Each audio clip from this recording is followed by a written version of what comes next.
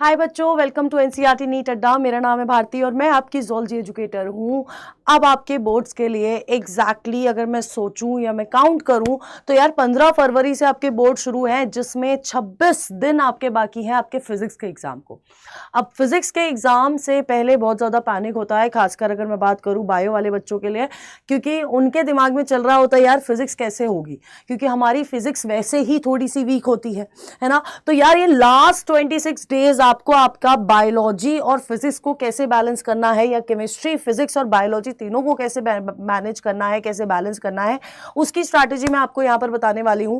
तो ध्यान से सुनेगा, ज्यादा लंबी वीडियो नहीं होने वाली है, लेकिन अगर आपने ये फॉलो कर ली तो आपके तीनों सब्जेक्ट जो है वो तीनों के तीनों सब्जेक्ट आपके बैलेंस हो जाएंगे, फिजिक्स केमिस्ट्री और बायोलॉजी तीनों सब्जेक्ट।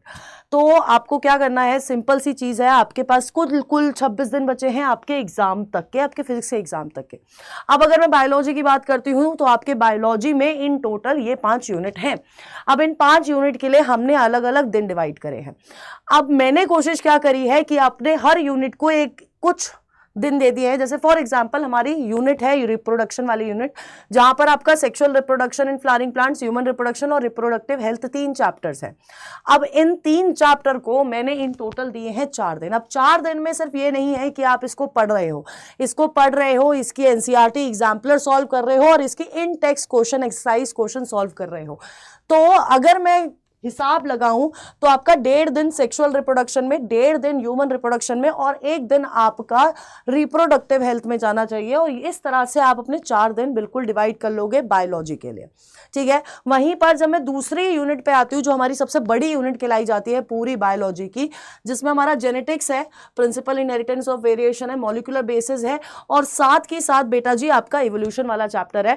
अब इन दोनों को मैंने दिया है, इन तीनों चैप्टर्स को 5 दिन दिए हैं, ठीक है, जिसमें मैं आपको बोल रही हूं कि आपका जेनेटिक्स और मॉलिक्यूलर बेसिस का जो वेटेज है थोड़ा हाई है, तो आप उन दोनों चैप्टर को ज्यादा दिन दो, है ना। 2-2 दिन उन चैप्टर को दे दो, 1 दिन आप इवोल्यूशन को दे दोगे, काम चल जाएगा, क्योंकि बहुत सारी चीजें नहीं है ना। लेकिन ये जो ऊपर के 2 चैप्टर है ना, ये 2 चैप्टर अपने आप में बहुत ज्यादा इंपॉर्टेंस रखते हैं।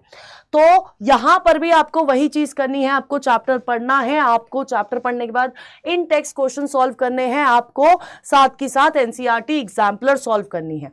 तो आपके 9 दिन यहां पर पहली 2 यूनिट में चले गए। उसके बाद आपकी यूनिट आती है बायोलॉजी एंड ह्यूमन वेलफेयर, है ना, जिसमें बेटा जी आपके 2 दिन जाएंगे, क्योंकि इसमें सिर्फ 2 चैप्टर है, ह्यूमन हेल्थ एंड डिजीज और माइक्रोब्स।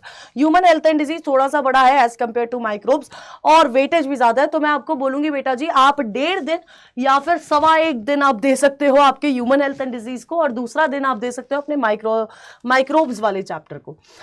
अब इनमें भी आपको सेम चीज अप्लाई करनी है, आपको एनसीईआरटी एग्जाम्पलर सॉल्व करनी है। मैं बार बार इसलिए फोकस कर रही हूँ क्योंकि कई बार डायरेक्ट क्वेश्चन पूछे गए हैं, ठीक है। और साथ के साथ दूसरी चीज आपको इंटेक्स एक्सरसाइज क्वेश्चन सॉल्व करने पड़ेंगे।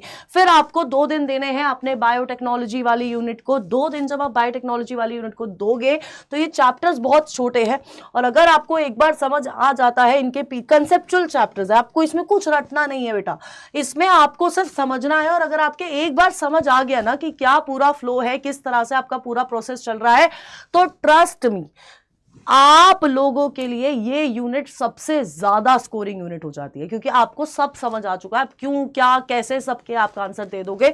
यहां पर आपको इन दोनों चैप्टर्स को 2 दिन देने हैं। फिर लास्ट आ जाती है आपकी इकोलॉजी वाली यूनिट, जिसमें आपको 3 चैप्टर है और तीनों चैप्टर के लिए आपको 1-1 दिन रखा हुआ है। अब आप जब इन सारे चैप्टर्स को कंप्लीट करोगे बेटा जी, उस तब तक आप पहुंच जाओगे कौन सी तारीख तक, 12 फेब तक या फिर 13 फेब तक। 1 दिन का मैं बफर लेके चलती हूं। तो यहां तक आपका बायोलॉजी का सिलेबस कंप्लीट हो जाएगा। जब आपका ये पूरा बायोलॉजी का सिलेबस यहां तक खत्म हो जाएगा, उसके बाद आपको 14th, 15th और 16th फेब को क्या करना है, बायोलॉजी का सैंपल पेपर आप सॉल्व कर सकते हैं। और साथ ही साथ फिर आपका 17th, 18th और 19th 3 दिन ये है, और 20th मैं बोल रही हूं, चलो 4 दिन ये हैं जिसमें आप अपनी फिजिक्स को डिवाइड कर सकते हो, रिवाइज कर सकते हो, सैंपल पेपर लगा सकते हो, क्वेश्चंस प्रैक्टिस कर सकते हो। तो ये लास्ट के 4 दिन आपको फिजिक्स को, सिर्फ फिजिक्स को देने पड़ेंगे, क्योंकि आपका 21 तारीख का पेपर है। और जब आप इस तरह से पूरी चीज प्लान करते हो तो आप लोगों का फिजिक्स का पेपर भी अच्छा जाएगा आपका, बायोलॉजी भी नहीं छूटेगा। अब आप सोचोगे मैम केमिस्ट्री का क्या करेंगे, तो बेटा जी मैं आपको बता रही हूँ केमिस्ट्री के लिए कोई तो नया आ रहा है जो आपको सारी चीज़ें बताएगा कि कैसे हम लोग केमिस्ट्री को आगे लेके जाने वाले हैं। एंड सबसे इंपॉर्टेंट चीज़ अगर आपको चाहिए कि इन्हीं दिनों में आपको बाकी 2 सब्जेक्ट भी पढ़ने हैं, तो उसका PDF पूरी स्ट्रैटेजी का, जहां पर आपको PCB इन्हीं दिनों में, जैसे फॉर एग्जांपल हमने यहाँ पर क्या किया है, यहाँ पर हमने सिर्फ बायो को लिया है।